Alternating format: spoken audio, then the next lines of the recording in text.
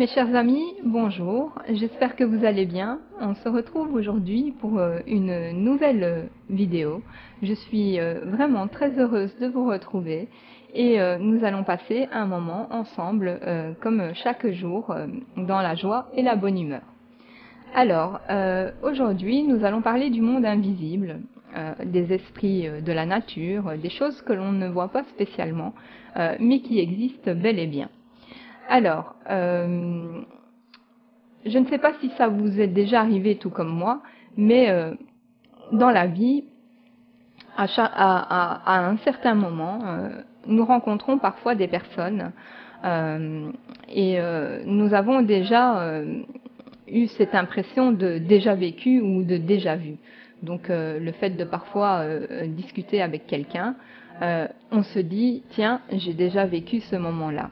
Bien moi, ça m'est arrivé vraiment beaucoup de fois et je vais dire que cette histoire m'a vraiment beaucoup interpellée parce que je me suis posé beaucoup de questions et je me suis dit que voilà, ce n'était pas quelque chose d'anodin, que voilà, ce passage qui arrive dans ma vie vraiment a un impact sur moi pour que je puisse aller un peu voir au-delà de la forme. Alors, ce qui m'est arrivé dans cette histoire, c'est que j'ai commencé à réfléchir à tout ça et donc j'ai bien vu voilà d'où vient ce sentiment de déjà vu, de déjà vécu. Donc c'est une impression que d'après mes recherches, la science n'a pas encore arrivé à comprendre. Et c'est normal que les scientifiques n'arrivent pas à percer ce secret, car ce phénomène ne peut s'expliquer seulement par les réactions physiques, chimiques. Donc, de par le cerveau, de par leurs analyses qu'ils font sur les êtres humains. Donc, c'est quelque chose qui est vraiment difficile à expliquer. Donc cette impression du déjà vu, du monde invisible spirituel, que cette science a du mal encore à comprendre aujourd'hui, appartient au domaine du subjectif. Donc c'est parce que voilà, on s'intéresse plus au côté physique qu'on n'arrive pas vraiment à voir le côté invisible des choses. Donc en vérité, le monde physique que nous voyons n'est qu'une partie de la réalité. Il existe une autre partie que l'on ne voit pas, mais qui pourtant est autant réelle que celle que l'on voit. Donc cette partie sera la partie du monde spirituel. Alors qu'est-ce que le monde spirituel et pourquoi on ne le voit pas? Bien en fait, le monde spirituel contient tout ce qui est subtil, les émotions, l'empathie, les mémoires, le karma, les pensées, etc. Donc on ne voit pas ce monde car nos yeux ne sont plus entraînés pour les voir. Nous avons perdu certains sens que nous avions. Donc voilà, nos yeux ne sont plus entraînés pour voir tout ça.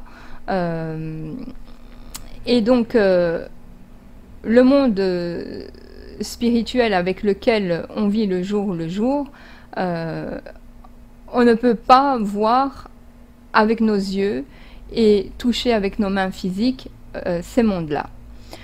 Alors pour voir le monde invisible, on va tourner nos 5 sens vers l'intérieur de nous, bien sûr. C'est un entraînement, mais voilà, ça ne va pas se faire tout seul. Il va falloir quand même pas mal de temps pour mettre en place tout ça. Ce que je voulais dire, c'est que pendant plus de 2000 ans, nous avons vraiment vécu avec tous ces sens-là. Et que ça fait 200 ans maintenant que voilà, il s'est passé des choses, il s'est passé énormément de choses dans notre monde pour qu'on en arrive à avoir oublié tout ça. Voilà, il y a eu des choses que nous savons tous de par l'histoire, comme l'Inquisition, etc. Euh, voilà, c'était pas spécialement voilà, éliminer des sorcières de cette terre, c'était pas ça du tout, c'était des personnes justement qui avaient gardé tous ces secrets et ces pouvoirs de pouvoir interagir avec les mondes invisibles. Et donc ça gênait à la société qui voulait déjà mettre en place à cette époque, donc de nous enlever tous nos sens supérieurs et de pouvoir ainsi être supérieur à l'être humain. Voilà, donc pouvoir dominer les êtres humains comme des petits moutons. Alors, le monde spirituel, c'est vraiment tout un univers qui est aussi vaste et vivant que le monde physique. En réalité, derrière chaque chose que l'on voit, il y a des forces spirituelles que l'on ne voit pas. Ces forces sont des esprits de la nature. On peut trouver ces esprits de la nature dans chaque chose et dans chaque élément. Donc on va trouver tout ça dans les fleurs, dans l'eau, dans les étoiles, dans les arbres. On va trouver ces esprits voilà, dans toutes les choses vivantes que nous avons. Donc ça peut même être dans les animaux. Il y a des esprits dans vraiment toutes ces choses, les plantes, les minéraux, les pierres, les cailloux, voilà, il y a ces esprits invisibles partout. Et ces esprits sont la vie elle-même. Donc c'est vraiment l'âme de la nature. Alors, les esprits de la nature sont très purs. Ce sont eux qui, par la grâce divine, font pousser les graines dans nos jardins. Ce sont eux qui enchantent le monde. Quand vous allez dans la nature, ces esprits peuvent interagir sur vous. Ils vous rendent mieux si vous êtes malade. Et ils vous enlèvent aussi certains problèmes émotionnels, par exemple. Alors, d'un autre côté, il y a les esprits qui viennent des humains, qui vivent avec les humains. Ces esprits sont dans nos pensées, dans nos émotions. Ces esprits peuvent interagir par nos actes. Ces esprits sont voilà, tombés malades à cause de nous, car comme on nous a coupé ces liens de cette union avec l'univers et la nature, voilà, donc on a un petit peu perdu tous nos sens et nous avons aussi des esprits avec nous qui sont négatifs et qui peuvent nous faire agir d'une mauvaise façon. Et nous avons aussi des esprits avec nous qui sont très positifs et qui vont nous faire des bonnes actions et qui vont nous guider, nous donner des messages, des synchronicités pour que nous puissions avancer plus facilement sur notre chemin spirituel. Donc, comme je dis, le monde spirituel, c'est la vie, c'est la réalité. Dans son essence, cette vie est neutre. Mais attention, il ne faut pas croire que le monde spirituel est abstrait. Car le monde spirituel est autant réel que notre maison, que notre casserole, que notre jardin, que notre voiture, etc. Donc pour le percevoir, il faudra travailler sur développer plus de sens subtils. Nous verrons ensemble dans quelques instants, un petit peu plus tard, comment éveiller nos sens plus facilement. Alors on a tous un pouvoir créateur, mais voilà, nous ne sommes pas toujours tous conscients de ce pouvoir créateur. Donc comme je dis toujours, nos pensées dominent la matière. Et nos pensées et nos paroles sont très vivantes dans le monde spirituel et ont un impact sur beaucoup de choses qui nous entourent. On peut tout à fait blesser une personne avec des paroles ou une pensée. Quand on prononce une parole de haine, instantanément, on crée un esprit dans le monde spirituel par le pouvoir créateur de la parole. Et ensuite, ces esprits dans le monde spirituel, ces esprits dans le monde spirituel, par ce pouvoir créateur de la parole, vont interagir sur les êtres humains et les autres choses. Ensuite, cet esprit vit par lui-même sans avoir de corps physique et les esprits similaires s'assemblent et forment des âmes groupes qui influencent l'humanité. Donc ce que j'appelle des égrégores. Ce sont des forces qui s'unissent. Un égrégore n'est pas spécialement mauvais. On peut aussi créer des égrégores qui sont bons et où les anges aussi et plein de forces positives vont venir aider ces groupes de personnes qui œuvrent pour le bien de l'humanité, pour le bien de la planète, notre mère divine. Alors, ce pouvoir créateur peut cependant aussi nous libérer de certaines choses si on l'utilise avec sagesse. Voilà. Donc tout ça, c'est vraiment magnifique d'en être conscient. Le secret, c'est vraiment l'éveil de la conscience. Il y a une chose qui nous donne la liberté de choisir, c'est la conscience. Je vous parle toujours de la méditation, car c'est la meilleure pratique pour éveiller notre conscience. Comme je vous le disais dans d'autres vidéos, on est tous créateurs, et c'est ce qui nous différencie des animaux, c'est qu'on a ce pouvoir de pouvoir interagir sur les choses de par nos pensées, nos actes et notre parole. Mais si on n'est pas conscient de ce pouvoir, ça peut devenir parfois très dangereux. Donc si on croit à n'importe quoi, ou si on dit n'importe quoi sans qu'il y ait de conséquences, bien je vous dis qu'on se trompe, parce que la parole et tout ça, c'est vraiment quelque chose de très important. Donc j'avais écouté un livre audio il y a très longtemps, je ne sais plus c'était qui, mais c'était que ta parole soit impeccable, quelque chose comme ça. Et en fait, c'est vraiment vrai, parce que avoir la parole impeccable nous permet d'éviter de faire du mal aux autres, d'éviter de se faire du mal à nous-mêmes, à nos proches, à notre entourage, aux animaux, aux végétaux, aux minéraux, etc.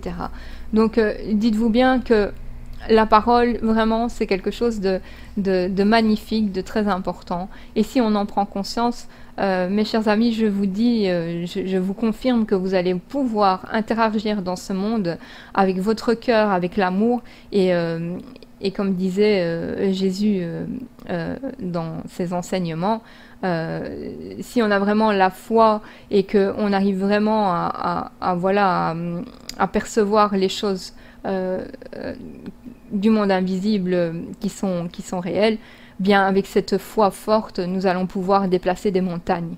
Voilà. Donc n'oublions pas tout ça, c'est que c'est vraiment très important.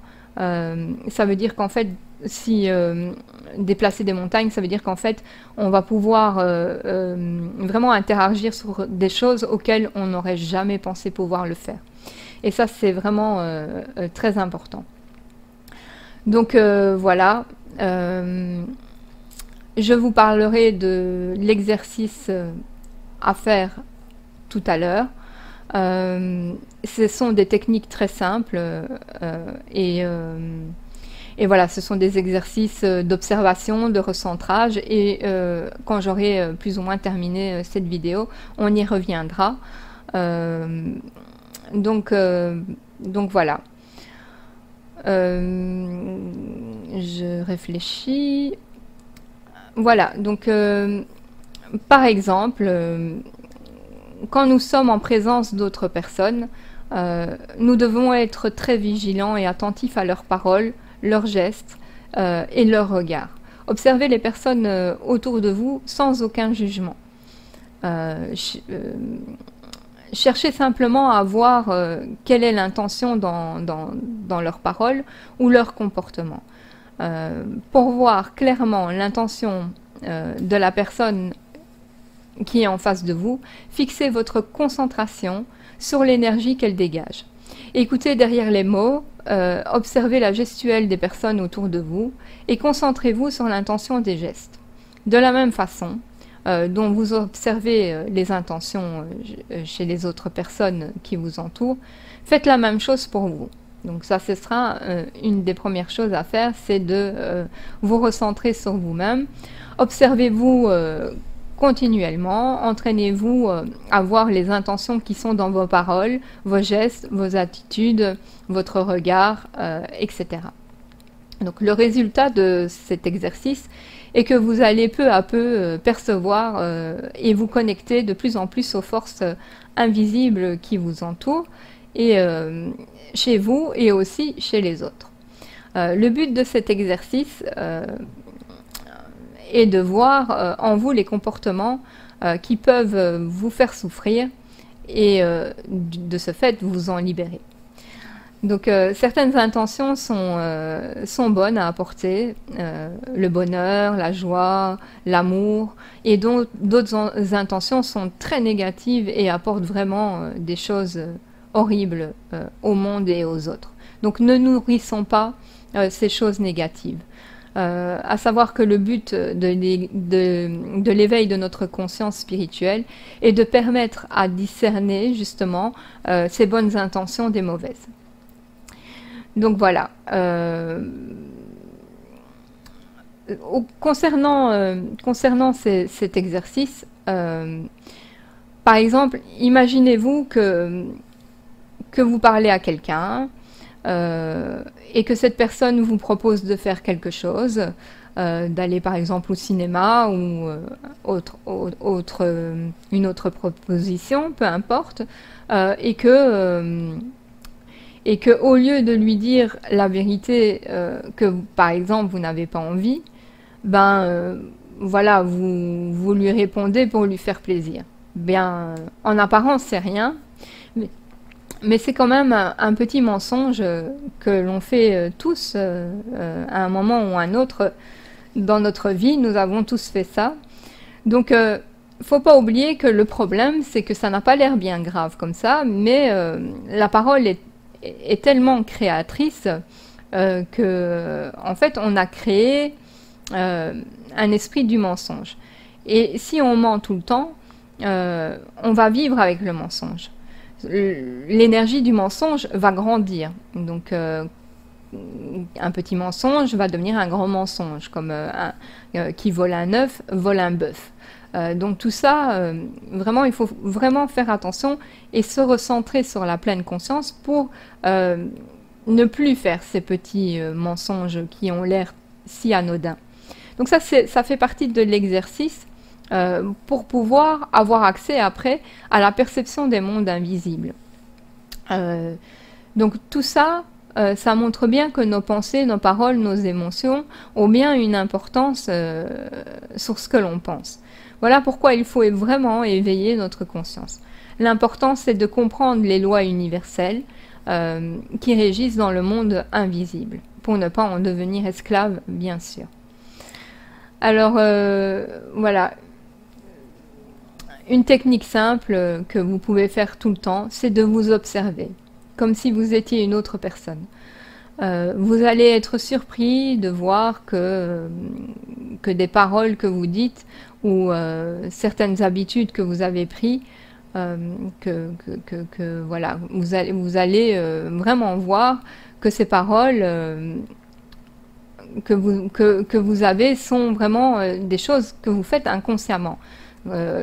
Voilà, donc pour en prendre conscience le plus possible, vous pouvez faire un exercice vraiment très simple Voilà, donc vraiment un exercice de pouvoir se recentrer et observer vraiment tout ce qui vous entoure dans la pleine conscience. Donc, l'exercice, c'est prenez quelques minutes dans votre journée pour vous recentrer.